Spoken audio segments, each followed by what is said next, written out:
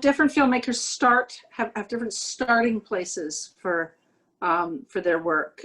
Sometimes it's reaction to the last one. The last one was one thing, so you want to swing to the other, or an image, or an emotional experience. What would you say was your germinating idea for this one? Well, it's about parenting. It's about the things you don't ever know about your child, the things that the mysteries that person holds.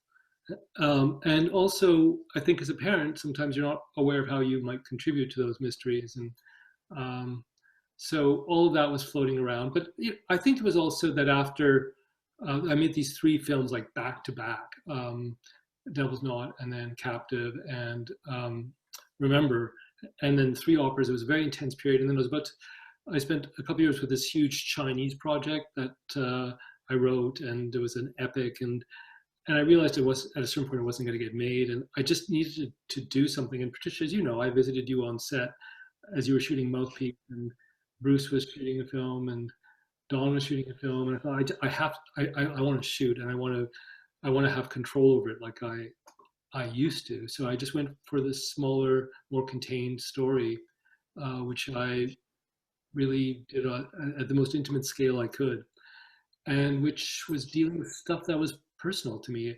I mean, on top of it, there was this situation where our son was working at a French restaurant, very exclusive place, and coming back with these stories of how the owner was tormented by this food inspector.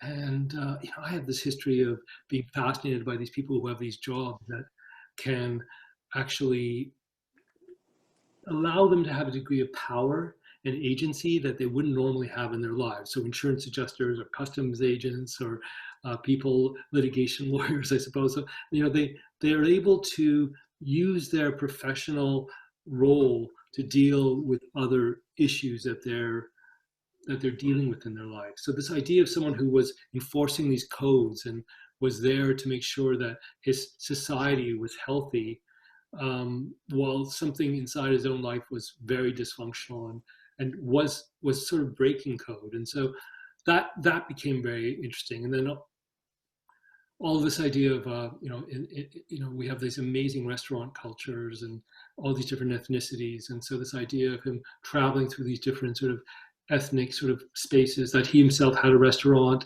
that he was married to this woman from a different place.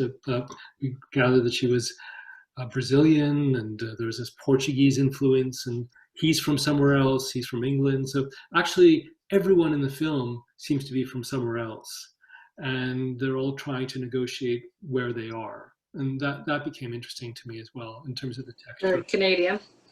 Yeah. I really latched on to the idea, the notion of guilt, that this woman, Veronica, has such a profound sense of guilt for having, allowed this her possible stepmother to die, that she, in fact, invents a crime that she can be punished for. Yeah. That's like, is that a picture of humanity for you? Is that something that you feel like we're plagued by guilt, or just you? I think we're driven by these things that we don't entirely understand about ourselves. I don't know if she completely would be able to articulate what is at the core of why she's doing what she's doing. I think that's one of the things that makes her mysterious, and I don't think she's completely. I think it's interesting that she's an artist, that she's able to create this music, and that's always been a place of solace for her. But there are these things swirling in her mind that she hasn't reconciled, and I think this notion that somehow she's responsible for the eradication of this entire family in a way, like not only, as you say, her possible stepmother, but also her possible sibling, right? Her stepbrother as well. Right. And so I think that's just that she, and that was the challenge of the film, is that Jim doesn't have access to that very complex personality that is his daughter. And there's a line in the film where it's a line that she hears as a child when she walks up to the bedroom and sees her music teacher and the father's talking about the mother's cancer, and says, I don't foresee a time I'll ever be able to communicate what's happening now. That's what he says to the music teacher. But that to me is the linchpin. I don't foresee a time I'll ever be able to communicate what's happening now. That's to say that he can't even imagine that he'll ever be able to explain to his daughter what has actually transpired and what is about to transpire in a way with the death of this of Alicia. So it's and here's the thing, and the priest says it as well. Like when she says to the priest, like, why wouldn't he have ever told me? And the priest says maybe he thought you wouldn't believe him. And I think that that's also very true. That for Alicia, I mean for Veronica, there's no way to if the father says, well, your mother had given me permission to have that affair, well, that's really easy to say because there's no way to prove that, and because both the only person who would have been able to corroborate that is no longer there. So it's a characters. That's as I was writing it, I was aware these two characters were trapped, and I knew it would be yeah, they're not easy characters to relate to, obviously, because you can't watch them and go, oh, I've been in that situation. But no. but I you know, you get. Yeah, but we transpose situations in our own lives and we create other ones, right? I like to think that, and I've always dealt with these, you know, difficult characters. I mean, they're always trying to process something. They're trying to process something in their own minds, and also like these strange chronologies, like this. I was just watching the last part of the film, and I was going, wow, that's like, it's crazy what's happened in this one day. Like he's woken up in the morning, he's found the rabbit dead, he's you know, he's obviously then visited the daughter in jail on that same day, hasn't told her about the rabbit being dead, and then does he on that day, that night, go to the restaurant and do what he does when he asks to have sacraments made of the rabbit, or was that done before? Or, you know, all these things are, you know, it's a way of reflecting the character's state of mind. That's what I've always wanted to do. Like from the first films, I thought this is an amazing medium to really show how messy our, you know, our own brains are about processing the things that make us who we are. That there's this lack of clarity, and it's interesting in the first film, with Next of Kin, you know, there was a family in a therapeutic situation, you know, where professionally they were trying to organize their lives, but the main character realizes that there's no way that any institutionalized form is going to actually solve this problem, because it's something that they have to go on a journey themselves, and that's not going to happen with a stranger. It's something that these characters in all the films, the characters find this way of creating a journey for themselves that's going to retrieve something that they need to understand about themselves. I guess that's what we're doing as filmmakers, but also as non-filmmakers. I will share with the audience that you had rabbits when you were young and still love them. I love them, and actually those ribbons sheds any light. I'm going to read some of these questions and statements that have been sent in. Pardon me? No, I was going to say what were you saying there? The ribbons in the drawer are actually the ribbons that my rabbits won at pet fairs in Victoria. So I mean, that's how personal it is. Like my I didn't know that. Rabbits? You competed with your rabbits? You know how competitive. I didn't know that much. You know, Patricia, how competitive I am. You know how dark. It comes down to rabbits. Dark and twisted soul here. Here's Shelley saying, don't worry about the tech. It's not the big screen. It's COVID time. It was outstanding. Here's Carla DeMarco saying, I agree. Arsene is luminescent as ever. Where was the film shot? Proudly shot. Answer that. Proudly shot in Hamilton for Hamilton. And at one point he holds up a badge at the very beginning, and it's the Hamilton Department of Health. And he is, you know, Hamilton is a really remarkable place to shoot because, you know, it is home to a huge Syrian population. Like it's the city that really embraced the Syrian refugees. So, you know, we really wanted to reflect that. And it's a city in transition, and it allowed us we would never have been able to shoot this film in Toronto. Of course, now we could, because all the restaurants are closed and struggling. And that's also what's really odd about this film, right? It's dealing with this issue of, Well, it's a period piece now, yeah. of health, right? This idea of how fragile in some ways this restaurant culture really is, and how based it is on this notion of preserving standards of health and safety, right?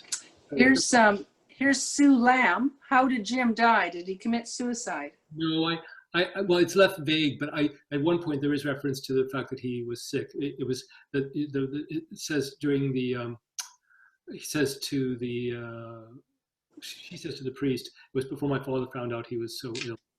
So it's there in the beginning that there was an illness. So that was clear to me. It wasn't suicide, but it's possible. I've heard that people think that it was. I like it. I like the fact that he couldn't even tell his daughter that he was deathly ill or that he had this grave disease. That's how guarded he was ultimately. It's sort of you come back to this idea over and over and over again as the sort of impossibility of deep and abiding communication. Your characters are never really understanding each other deeply. What do you think? There's something therapeutic for you or for us to show that kind of impasse, that impossibility of understanding each other over and over again? Look, it's about drama, right? Where do you situate and create drama? And so the drama I've always been drawn to is about dealing with this how there's this feeling that characters should be immediately accessible, that we should understand relationships, we should just get it all. And in fact, I've found that it's really rare. Like genuine intimacy and genuine contact is something that's really very precious and rare. And that there are a lot of people who are experiencing a degree of loneliness, and a lot of that is because there's this pressure that things should be easy. And you watch popular culture, and it all seems very easy, like people's ability to connect with each other. And maybe it's part of being, as an immigrant, like you're aware.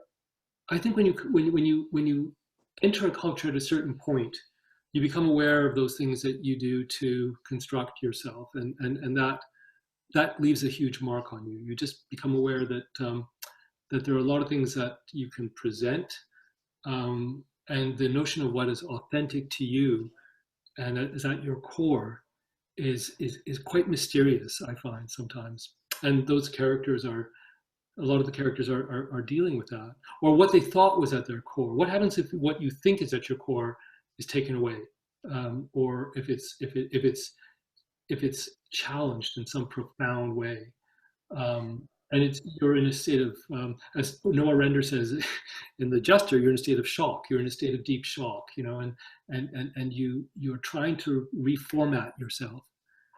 So the films are, the films I've written, not the ones some of the ones I've directed, are about people actually acting in conventional ways, sometimes maybe too conventional ways. But the ones I've written probably are challenging that way. I will leap to some more. I love the way that the music reflected the affect exhibited in the movie. Was that deliberate? I appreciated the film. Sabrina Baker says. The music's hugely important because it's this theme, right? Like when Veronica was a 9-year-old girl, the theme that she's on the piano. Sorry, it's my AD. You're only shooting a pilot. I know. It's this, and when the father finds that piece of music wrapped around the rabbit's foot in the drawer, and he brings it, that piece triggers so many memories in Veronica. Just seeing her handwriting, writing those notes, and that's the piece. That theme is what informs the piece that she's playing with the orchestra, and it becomes like the main theme in the film. And there's lots of variations to that. So So it's very important. Music is really important in this movie because the character is a composer, and because this very traumatic moment in her life is actually directly related to this piece, this theme that she was exploring in her mind. And actually, I would say that the father, I mean, the only time he actually hears that piece that we've been hearing, the fully orchestrated version, is at the very end of the film. We never see him going to any of these concerts. So the only time we hear that full orchestrated piece is at the very end. So that to me was very meaningful. So yeah, I think in all my films, the music is something that's worked as a motif, right? It's many of the characters are either playing music or are musicians. And yeah, I think this is. Here's someone mysteriously named Owner. I have been a fan of your films before I even came to Canada 5 years ago, and I'm pleased to be a Canadian because of brilliant artists like you. Oh. I've noticed a parallel between this film and The Sweet Hereafter, where there's a father-daughter conflict. Is this a theme? Is this theme something that draws you often? Yeah, yes. And that's, there's personal reasons for that. I've talked about it before, but yes. I observed a very complex father-daughter relationship. Not my sister and my father. That was also loaded and complex. But there was a young woman that I was very drawn to as a teenager, who was in a very bewildering relationship with her father, who was an artist, and I won't get into the details of that, but that really left an impression on me, and it's found its echo in a lot of these films. I keep promising myself I won't do it anymore. I won't do it, but it's really marked me because I do think that there are so many. It's so loaded, and I think it does come from. I mean, I've seen so many wonderful fathers and daughters, and yet I've also seen, relationships that are just like dysfunctional that way, and it's something that I've been obsessed with, I guess, quite obsessed with. What does Benjamin the Rabbit represent? Asks Krista Slade. Well, it's interesting with rabbits, right? Because they are the strange animal that we are as human beings. We're very comfortable with them as pets, but we're also very comfortable with them as being meat. Right? We have no problem, seeing rabbits used as meat and hunting rabbits, and yet we give them to our children as pets, and there's this strange thing with rabbits where there's something mysterious about them. And a lot of people have written very beautiful essays about that. I was just reading one in the New Yorker about how rabbits figure in literature. But there's also this question of the rabbit's foot, like, this strange thing that we do in many cultures, as it turns out, using rabbit's feet as a charm. And yet no one quite knows why. And it's that particular theory that Veronica says, that they're connected to spirits of the underworld, was very meaningful here, just because of what is said on that suicide tape. When the boy says that you've actually that my mother, that who was burned in the fire, is now existing in the underworld. That you forced her into the underworld. So that there's that weird connection. Now, I don't know. I don't want to overanalyze it, but to me, first of all, it's this notion of a pet, and yet there's this sacrificial quality. There's something sacramental about it. I do think that Jim, there's this weird kind of hint when he's at the party and he makes a toast, and he says, he holds a glass of red wine and he says his blood, which would seem to suggest that there's a form of Eucharist in this, and that there is something, even though he's completely divorced from any sort of Christian tradition, that there is this need for sacrament. So that this request that he's made, that he wants to have the rabbit's feet held in his hand, it seems absurd and silly, but I do think that we, as humans, we're encoded with the need for something that connects us to something more spiritual. And when you're dealing with these, when the particular perversions of these characters and the strange, unexpected twists, it felt that there was something about this particular rabbit, Benjamin, that meant a lot. It was the link, it was the thing that he was looking after while his daughter was in prison, and it was he remembers, he's looking at the video of when he gave the baby bunny to young Veronica. So there's this connection to his past. So it's pretty devastating that morning when he finds it dead. Even though it's lived for, I mean, rabbits, I did research this, you can have a rabbit that can live that long, but it's very unusual. And only if it's domesticated, right? So it's had an unusually long life. And it's had this, strange way of filtering into his life. So, yeah. I don't know if that answers the question. Well, it actually touches on something that I've always been fascinated in your work, is that your control of tone and your creation of entirely unique tones. I mean, you never come to one of your movies and go, "Oh yeah, that old chestnut." You're always striking some really remarkable zone between incredible gravity and hilarity. Yeah, I hope so. I mean, I like that. I like that balance. Like something that balances between despair and lunacy is pretty close to where I like to be. Where you exist. Yeah. Yeah. Yeah. I mean, there is something really silly about the movie too, and I think that there's something about the rabbits that's just kind of silly, and there's nothing wrong with it. It's funny because many of the reviews are just talking about these crazy shifts in tone, and that's what I kind of love, like that the tone shifts, like you're not quite sure what to make of it, and I think that happens in a lot of the movies. I always remember you at the back of the theater when we would show our films to each other, sort of like as early audiences, and you'd be chuckling away constantly at things that I wasn't quite sure why they were funny. But the thing about this movie is that when we played it with an audience, is that people do. But look, I remember my sister who's a concert pianist, and she said, you're so lucky because all you have to do is project the film, and it's the same thing every time. And I was saying, no, it's not. And it's not. No, you're right. It changes depending on the audience, which is what I was trying to allude to at the beginning of this. It's like we don't know. We've lost that particular thread through watching it this way. But of course, it's better than not watching it at all. Yeah.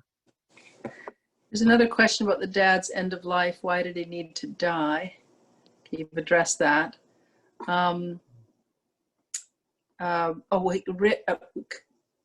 Carolina Mangon, watch later, written on a post-it and applied to a phone. Two means of communication, both opaque, just like all the other modes of communication in the film. Do you think that revising things after the fact, watch later, is yet another unclear mode of communication? Is the passage of time more communicative for you, more transparent, or another layer of communication? Well, I mean, that to me is a very interesting artifact, because what she's done is she's kept the cell phone that contained the suicide note exactly as it was.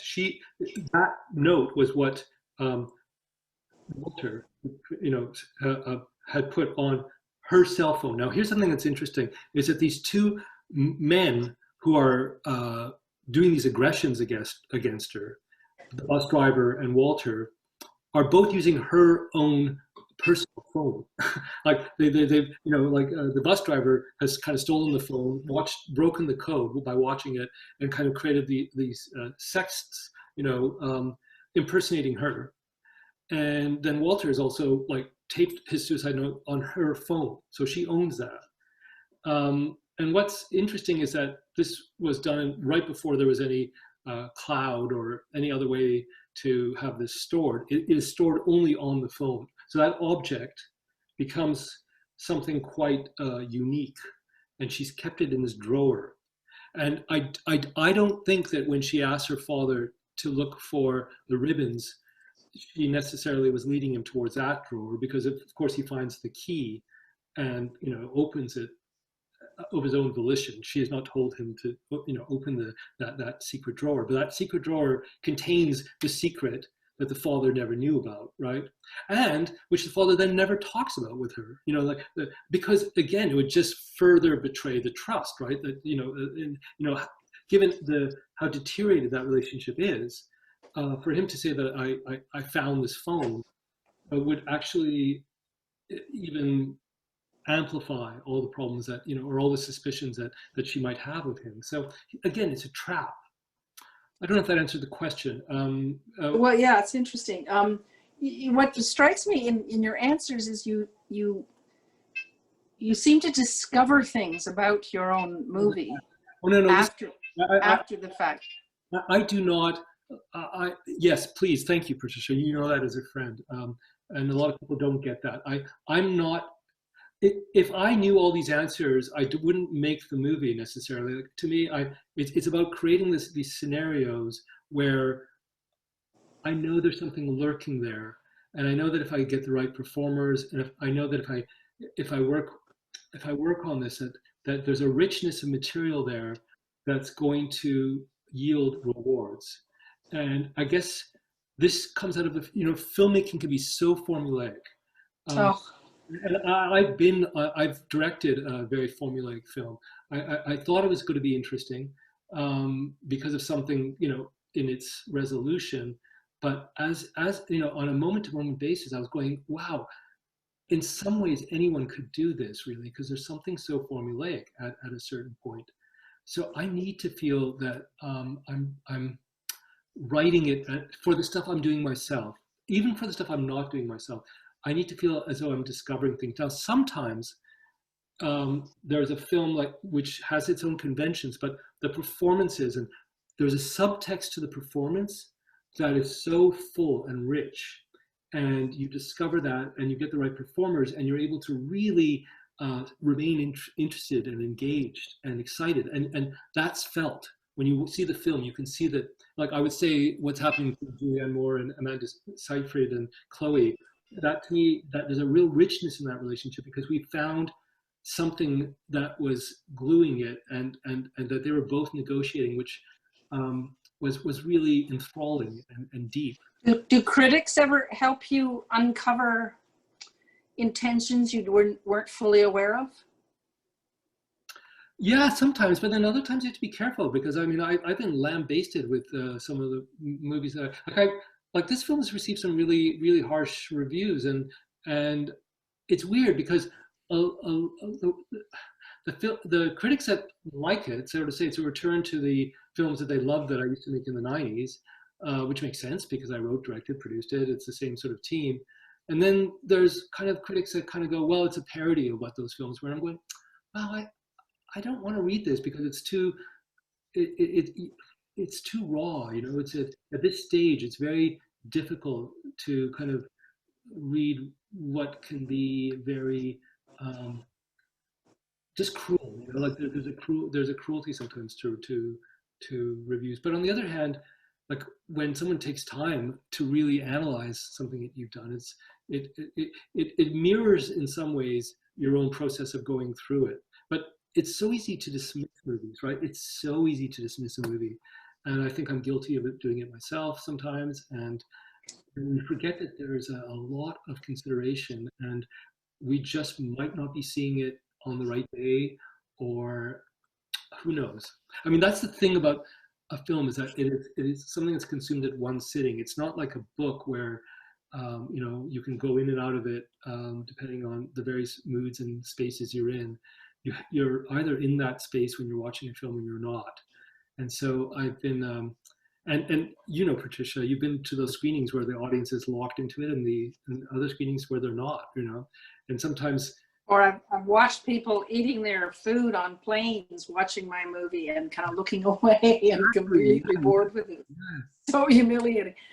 I do remember when we were young and I was having some, you know, terrible time on something. And I do remember you saying, look, our lives are long and our careers will be long. And they don't look quite as long now as we're nearing the other end of the story.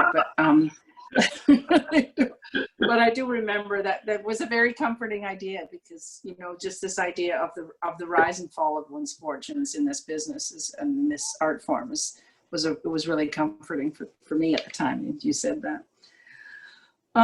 Let's go see what some other of our people. It's how was the character of the bus driver? It seems that he encouraged the affairs at the beginning, but condemned the daughter at the end.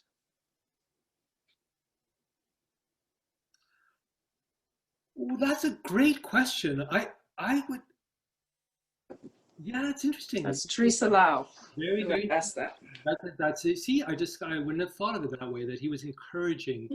He was certainly, there was an ambiguity about what that scene was up to. That he was trying to figure her out, but maybe look. There's something about his energy and his. There's something about him that triggers her, and this crazy thing that she has of wanting to seek revenge by creating this false party that he's excluded from with the students. I mean, you know, even though she hasn't crossed the line, she's definitely crossed the line. I mean, she's in a hotel room alone with her students, dancing provocatively. So she's crossed that line. Like, so like it's a fake party, but there's something that's definitely crossed there. And whether or not at that point she's got it in her mind that she's going to go to prison for this, no, I don't think so. But that's why I was interested in a character who is bright, but not really smart about themselves. Like, who was very impulsive. She's a very impulsive character. So I do think that he provokes her, and you can see that. I think she's a very beautiful woman who's always been, there's been this relationship that, a beautiful person has to people who come on to them, and there's this complexity to it, right? And the fact that he's referring to the hot young teacher that he remembers. So the whole. And that's the one thing I'm surprised about the film, is that it hasn't really talked about this notion that she's using a certain moment in our culture where he's definitely an incel character, right? He's definitely like incel capital, a guy who feels he should be getting sex, and is frustrated that he's not, and that she, is therefore, an object of aggression, and she feels that aggression and she responds in a very aggressive way. And she actually uses this moment to make herself a perpetrator. And what people don't understand about our court system is that if she actually goes to the police and says that she's committed that crime and wants to be punished by the full extent of the law, and she is deemed to be mentally sound, she's in jail. Like, there is no trial. She's literally, in jail, like taken from the police station to jail. It's strange, but that's what happens. And maybe there's something that feels surreal about that, but there is something really unusual, obviously, about that decision that the character makes. That there's something in her that feels she's been getting away with something for far too long. And Patricia, you were talking about guilt. It's this idea that we had a scene which we cut out of the film, and I'm glad we did, where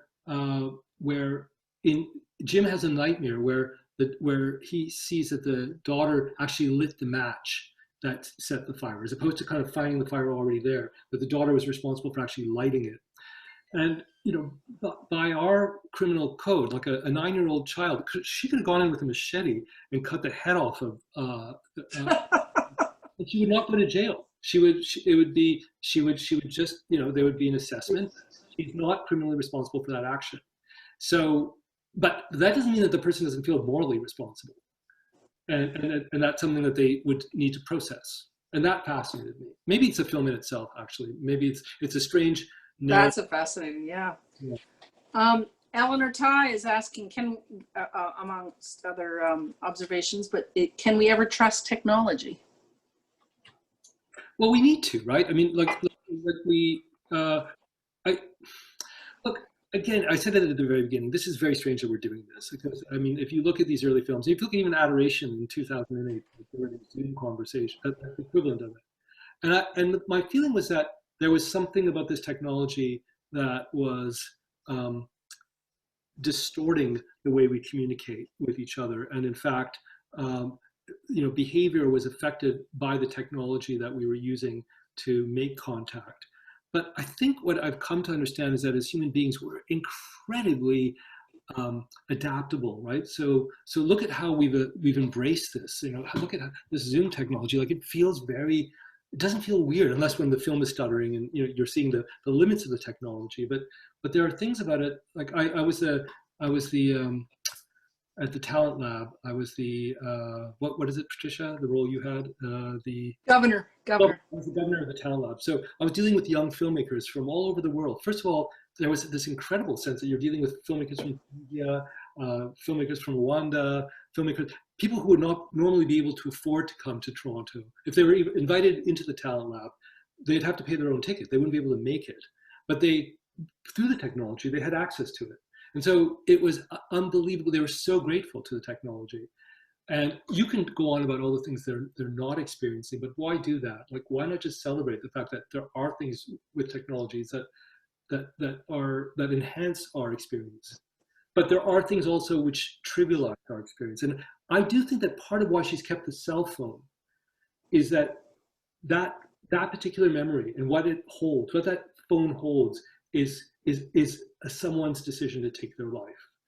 And that object, I think that's something that I've been fascinated by, that the actual objects that house these technologies we assign to them a value which the expediency of the technology belies. Like that we cannot, there's an emotional meaning to what the technology holds that needs to be preserved in some way, because it's all happening so fast. So how do we acknowledge that? So I think what she does is quite telling, and maybe it's because she's an artist. Maybe as artists we have antenna, and we tend to fetishize things because that's our work. We need those materials, right? Yeah, complex question. Very interesting. Here is a question from George, who sent this in before the screening, a bit of a different tack, but has the Canadian government, i.e. Heritage, done enough for Canadian production, writers, etc.? If so, why are so many leaving Canada for the US, especially Los Angeles? Have historic tax incentives in Canada helped or hindered the quality and competitiveness of Canadian product?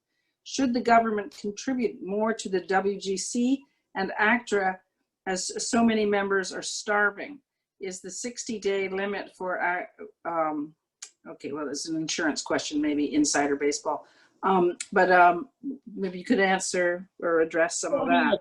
I mean, Patricia, both of us are the products of the system. I think as a Canadian filmmaker, if you want a certain career, a certain type of career, you make an early decision to move south.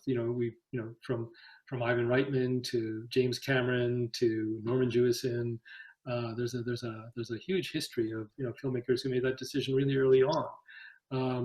But then if you look at the success of Canadian television, obviously like right now, and it's quite remarkable. Like there are shows that you'd be able to know more than I would at this point. Like would Schitt's Creek have been approved early on in the States? I don't know. There was an article in the Globe today by Catherine Tate from the CBC saying that it was of course crowing over CBC's decision to green light it, but that this was a show that wouldn't have been made elsewhere. I don't know. Well, and it was actually, I mean, separate issue, but what was beautiful is that they got to make the show they wanted. Yeah. They were left alone, yeah. and then could sell it. So there was this kind of ownership, and that artists were, allowed to be the perfectionists they wanted to be without executives standing, talking all over them.